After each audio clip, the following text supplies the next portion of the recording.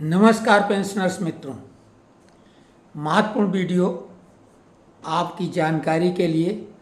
जो भी latest update है, बहुत सारी खबरें इस समय डिजिटल प्लेटफॉर्म पे आ रही हैं, सोशल मीडिया पर आ रही और यूट्यूब उसमें सबसे प्रमुख है। प्रसन्नता वाली खबरें हैं, लेकिन उनकी सच्चाई क्या है वो भी बताएंगे। सबसे पहले तो 18 महीने डीए एरियर भुगतान की बात कई लोग चला रहे हैं दिवाली के पहले।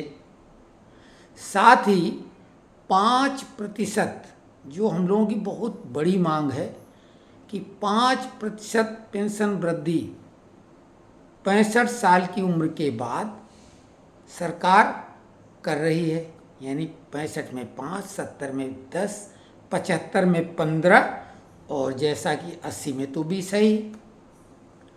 इसके अलावा कम्यूटेशन की भी बात हो रही है कि वो अवधि 12 साल कर दी गई है।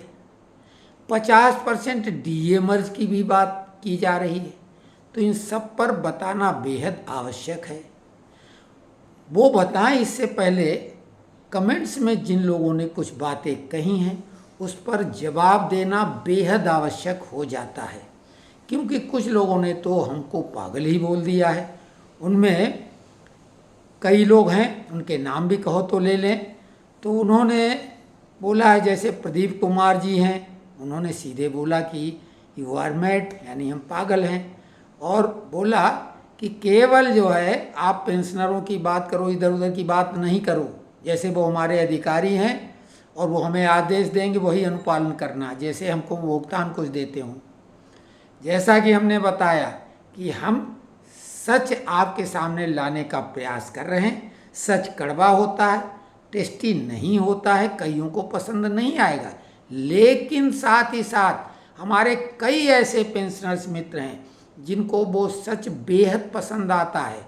उन्होंने बहुत सारे यूट्यूबरों को देखा और उन्होंने ये बात मानी कि हम केवल सच जानने के लिए आपको ही देखते सुनते हैं। तो कुल मिला के दो तरह के लोग हैं, प्रशंसक और आलोचक। तो हमारे प्रशंसकों ने ही हमसे फ़ोन करके भी बोला और कमेंट्स बॉक्स में लिखते हैं कि ऐसे लोगों की चिंता नहीं करो, वो नहीं चाहते हैं कि आप यूट्यूब पर पेंशन संबंधी वीडियो बनाओ, क्योंकि आप कईयों की पोल खोलते हैं।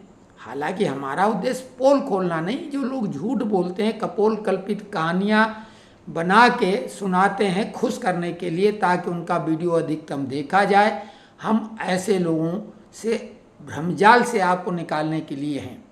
रही बात कि एक बात और बता दें, अगर हमें YouTube पर रहने का अधिकार नहीं है तो फिर सारे चैनल बंद हो जाने चाहिए, क्योंकि हमने बार बार दावा किया है कि 1000 से अधिक वीडियो अपलोड किए हैं। किसी भी वीडियो के कंटेंट के बारे में चैलेंज करिए बता के कि ये बात गलत हुई। रही बात, हमने लगातार बोला कि हमारी रुचि रुझान राजनीति में है और हमने लोकसभा चुनाव के पहले जो 5 विधानसभा चुनाव हुए थे एक साथ, उसमें जो हमने सर्वेक्षण बोला था, क्योंकि हम कोई एग्जिट पोल या ओपिनियन पोल, हम ऐसे हमारी कोई टीम नहीं, हम वन मैन शो करते हैं, हमारे अपने विचार होते हैं, बराबर जवाबदारी हमारी होती है उनकी, हम जवाबदेही लेने को तैयार रहते हैं। तो जितने भी दिग्गज चैनल हैं, जितने भी ज्योतिषाचार्य हैं, सबसे ज़्यादा सटीक 5 विधानसभाओं के चुनाव में हमारा आकलन रहा था। दूसरे नंबर पे लोकसभा में सभी फेल हो गए, हम भी फेल हो गए, लेकिन हमने एक बात दावे से कही थी कि सरकार तो मोदी की ही बनेगी। ये जो 1 लाख रुपए देने की बात खटाखट की जा रही, इससे चुनाव प्रभावित होगा, लेकिन श्री राम जी की कृपा दक्षिण भारत में होगी। उन्होंने दक्षिण विजय की थी, तो दक्षिण ही बीजेपी की सरकार बनाने में सहयोगी होगा, चौंकाने वाले परिणाम होंगे, और वैसा ही हुआ। हमारा 50% आकलन लोकसभा में भी सही हुआ। लेकिन अभी जब 2 राज्यों के चुनाव हुए, हरियाणा और J&K के, उसमें एग्जिट पोल सभी और सारे चैनल, सारे राजनीतिक पंडित, विद्वान, पत्रकार एक साथ पहली बार नजर आए और सभी ने हरियाणा में पूर्ण बहुमत की सरकार कांग्रेस की बनवा दी।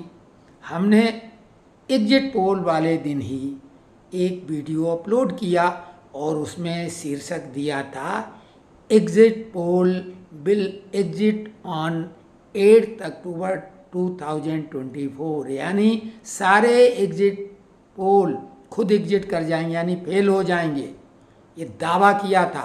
और हमने कहा अगर ऐसा नहीं होता है तो हम राजनीति पर बोलने के हकदार नहीं होंगे, मान लेंगे हम खुद कि हमें राजनीति की बिल्कुल समझ नहीं है, यानी हम राजनीति पे वीडियो नहीं बनाएंगे, ये हमने दावा किया था। लेकिन हमने कहा हर हाल में हमारा ये आकलन सही होगा। साथ में हमने एक बात और कही थी कि J&K जहाँ की फारूक अब्दुल्ला की कंपनी, उमर अब्दुल्ला की पार्टी NC, वहाँ पर कांग्रेस के साथ पूर्ण बहुमत प्राप्त कर चुकी है। वहाँ भी आंकड़े गलत दिए जा रहे हैं कई, लेकिन वो बात छोड़ो। हमने कहा अंततः वहाँ भाजपा की ही सरकार बनेगी NC के साथ मिलकर, और बातें उस ओर बढ़ने लगी हैं। और अभी भी हम बोल रहे हैं ऐसा ही होगा। उसको हमने बहुत विस्तार से ये भी समझाया था ऐसा होगा क्यों, हरियाणा में क्यों जीतेगी भाजपा।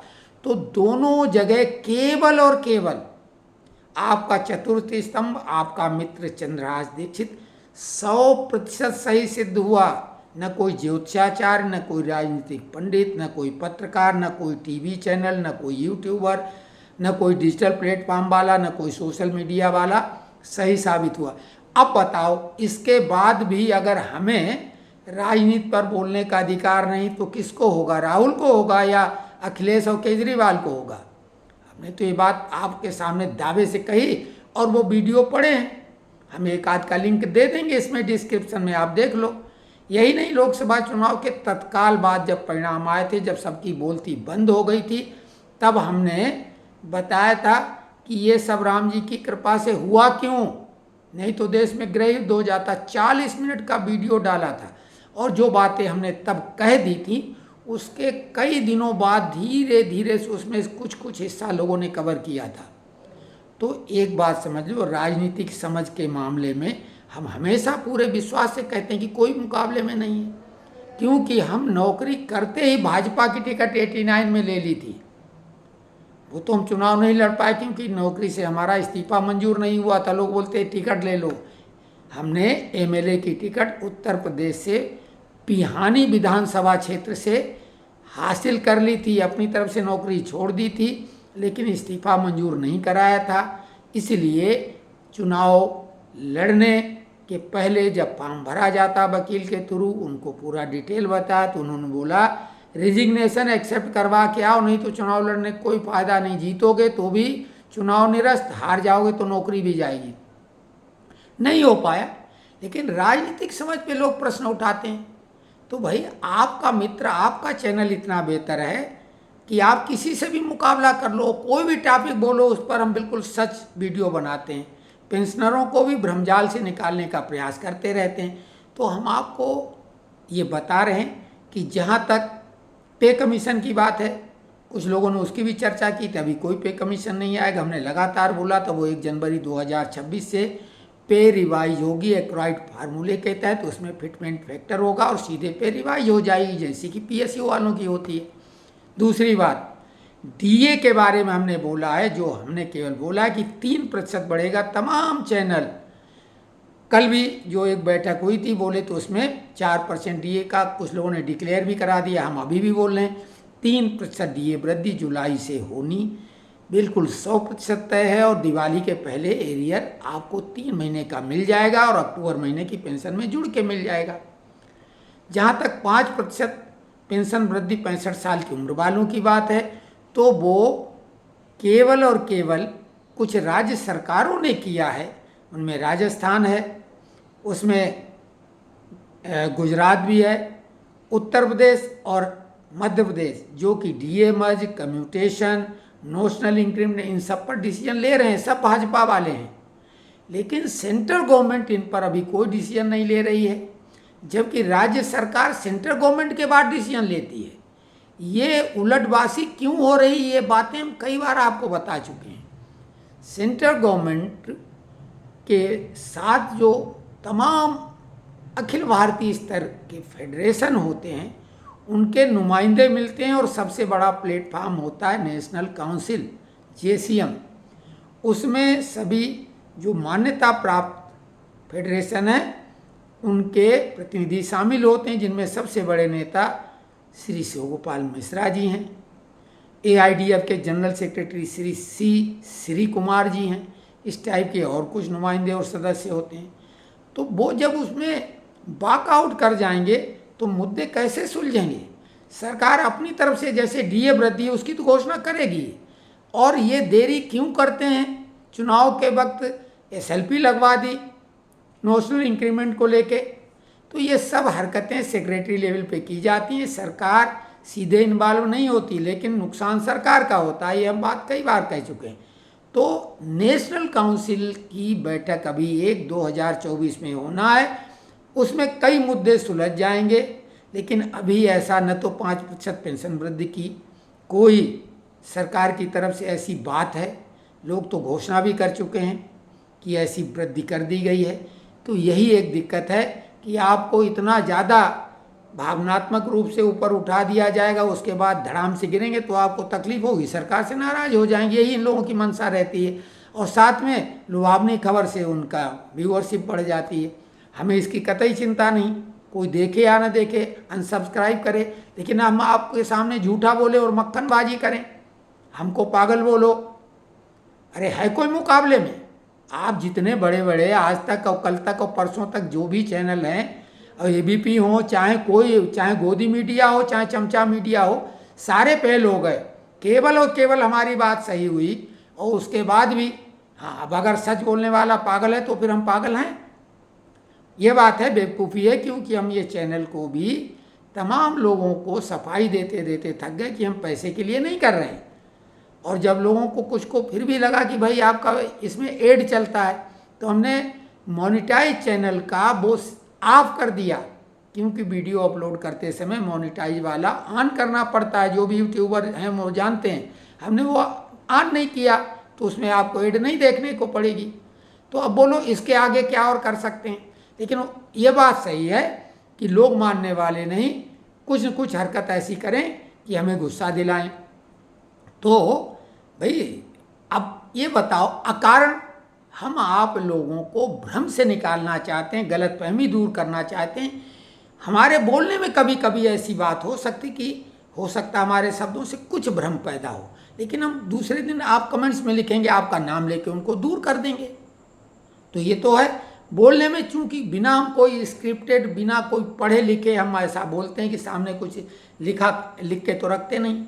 तो आपको ये बता दें कि 3% DA वृद्धि तो दिवाली के पहले मिल ही जाएगी, 3 महीने का एरियर, और अक्टूबर में जो पेंशन मिलेगी उसमें जुड़ के।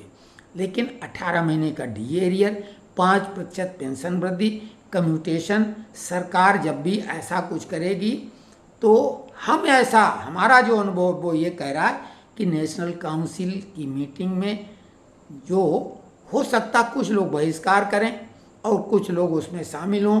तो जो शामिल होंगे, विशेषकर उम्मीद है कि शिव गोपाल मिश्रा जी इस बार पूरी तत्परता से शामिल होंगे, और उन्होंने UPS को एक्सेप्ट किया है रेलवे ने। तो रेलवे ही सबसे बड़ा कर्णधार है सेंट्रल गवर्नमेंट का। तो चूँकि सर्विसेज के लिए तो अलग से ही बहुत सारे नियम ही अलग हैं, तो उनका तो अलग ही सिस्टम है। कुल मिला के कोई भी भ्रम में आप मत रहो, कोई भी ऐसी घोषणा होगी तो हम तत्काल वीडियो अपलोड करेंगे। 3% DA की बात जरूर है, घोषणा सरकार की तरफ से नहीं हुई, और ये निश्चित तौर से बड़ा विचित्र सी बात है। हम सरकार के पक्षधर होने के बावजूद सरकार की आलोचना कर चुके हैं, क्योंकि ऐसा क्यों नहीं किया गया, एजेंडा में शामिल नहीं किया गया कैबिनेट मीटिंग की में। लेकिन इसके लिए कोई बहुत बड़ी कसरत करने की ज़रूरत रहती नहीं, फार्मूलेटेड काम है, कोई उस पर रोक नहीं है। आज पंजाब और झारखंड, ये महाराष्ट्र और झारखंड के चुनाव की घोषणा होगी तो वो उससे कोई फर्क नहीं पड़ता, क्योंकि आज के बाद वहाँ पर फिर लग जाएगी, लेकिन स्टेट के लिए लगेगा चुनाव आचार संहिता। तो कुल मिला के आप लोग बिल्कुल निश्चिंत रहें। और हाँ, एक बात और कि जो लोग बोलते हैं, क्योंकि एक सज्जन ने बोला है, रविंद्र सिंह ने, कि बातों से पेट नहीं भरता, आप जो उपदेश देते हैं उससे पेट नहीं भरता है। सरकार के ऊपर ठीकरा फोड़ दें, सरकार ये कर। भैया पेट बातों से नहीं भरता, तो आपको इतना तो पैसा मिल ही रहा, नहीं तो अगर सरकार जो दे रही उससे पेट नहीं भरता तो आदमी जिंदा कैसे है? तो आदमी संतुष्ट तो कभी नहीं हो सकता है। कुछ भी आप J&K में देख लो, सरकार ने वो काम किया है। इसके पहले तो सरकार बहुत पैसा लुटाती रही खूब, सेंट्रल गवर्नमेंट वाले और अब्दुल्ला और मुफ्ती और उस टाइप के जो वहाँ के थे मिल के खूब लूट करते रहे, बंदरबांट करते रहे। लेकिन इस सरकार ने जम्मू विशेषकर कश्मीर क्षेत्र को चमका दिया, दुनिया का सबसे ऊंचा रेलवे ब्रिज बनाया, इतनी विकास योजनाएं विदेशों से करके मोदी ने बोला हम स्विट्जरलैंड बना देंगे, और उस ओर कदम बहुत तेज़ी से बढ़ रहे हैं। लेकिन मोदी को वोट उन्होंने नहीं दिए, क्योंकि उनके दिमाग में मोदी अगर सर भी काट के रख दे तो भी वो संतुष्ट होने वाले नहीं हैं। तो जिनको नहीं होना, इस मानसिकता के लोग केवल वो नहीं हैं, बहुत सारे लोग हैं इस देश में। यही तो दुखद बात है, ये पशुता वाली निशानी है भाई। पेट भरना और निपटाना ये पशु अच्छा करते हैं, केवल केवल लाभ चाहिए। अरे कुछ कर्तव्य भी सोच लो, हमारे देश और समाज के प्रति कुछ कर्तव्य भी हैं। हम उनमें से हैं कि हम पहले कर्तव्यों को आगे रखते हैं। जैसे हमने ये ड्यूटी मान ली अपनी कि हम पेंशनरों को सही खबर देंगे, उसके लिए हम प्रयास करते हैं। अब 100 में 100 नंबर तो कोई ले नहीं पाता है, लेकिन हमारी कोशिश होती है कि इतनी सही बात बताएं कि अधिकतम नंबर आप दो। तो कुल मिला के आपको हम यही भरोसा दिला सकते हैं, केवल भरोसा करना न करना आपके ऊपर है, कि आप पूरी तरीके से अपने मित्र पर भरोसा करें कि हम जो खबर देंगे वो सही साबित होगी। और अगर ऐसा नहीं है तो आप हमारे को बोलेंगे, हम उसके लिए सॉरी बोलेंगे, और अगर आप कहेंगे तो हम वीडियो बनाना छोड़ देंगे। लेकिन अब हम राजनीति पे और अन्य विषयों पर वीडियो अगर बनाते हैं तो उसमें भी तथ्यात्मक होते हैं ना, गलत तो नहीं बनाते हैं। तो ये वीडियो कैसा लगा लिखें कमेंट्स बॉक्स में, और उसी आधार पे कल या जब भी अगला वीडियो बनाएंगे। नमस्कार, धन्यवाद।